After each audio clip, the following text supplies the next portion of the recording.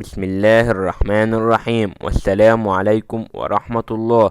يظهر الارتفاع الأخير في عدد اللاعبين المصريين الذين أحدثوا ضجة في كرة القدم الأوروبية، مثل محمد صلاح الذي يغزو أوروبا من 2016، وحان الآن موعد عمر مرموش الذي سوف يغزو العالم أيضا. وكان قبلهم محمود تريزيجيه في أستون فيلا، ومحمد النني في أرسنال. والآن حان وقت مصطفى محمد لاعب نادي نينت الفرنسي، ومحمد عبد المنعم لاعب نادي نيس الفرنسي. واللاعيبة دي بتعمل ايه حتى تكون نجوم؟ وعلى رأس القائمة محمد صلاح، لاعب صريخ يراوغ بشكل جيد، قادر على التسجيل وصناعة الأهداف، والذي أصبح من الهدافين التاريخيين لنادي ليفربول والدوري الإنجليزي.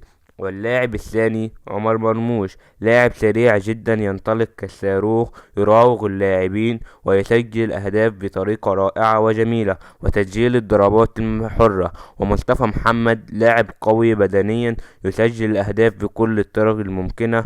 ومحمد عبد المنعم مدافع قوي ومهاري، يعرف يخرج الكرة من الدفاع ويلعب تراسيات بطريقة عالمية. هناك لاعبين ظهروا بكل قوة في الدوريات الأوروبية، مثل محمد زيدان وحسام غالي وميدو ومحمدي. يجب أن يكون برامج لتطوير الأكاديميات المصرية على أعلى مستوى، وأعلى مستوى لتكتشف عن المواهب المصرية المدفونة. واللاعبين الطموحين بالخارج ليس عليهم الاستسلام، ويتمسكون بأحلامهم حتى لو هيتعبوا، بس أكيد هينجحوا. وأكبر مثال على هذا الكلام عمر مرموش. وأتمنى نشوف محمد صلاح في جديد في الدوريات الأوروبية ويكسر الدنيا.